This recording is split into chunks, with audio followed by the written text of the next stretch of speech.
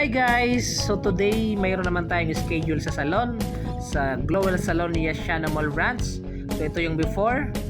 So ang ginawa ko, mag-haircut muna ako kasi sabi ni ma'am medyo mahaba na yung buhok niya. Kaya ayun, bawasan natin ng konti. So na-layered ko siya.